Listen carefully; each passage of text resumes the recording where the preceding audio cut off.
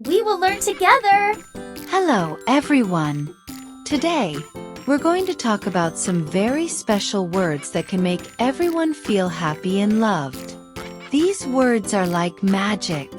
Can you help me, please? Let's start with please. When you say please, you're being polite and asking for something in a nice way. Can you all say please with me? Great! This is so cute. Thank you. Next, we have thank you. When someone helps you or gives you something, saying thank you shows that you're grateful. Let's all say thank you. Wonderful. That was my mistake. I am so sorry.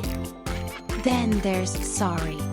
If you accidentally bump into someone or make a mistake, saying sorry shows you care about their feelings. Can we say sorry together? Good job. Excuse me. Can I join you for lunch? Excuse me is another special word.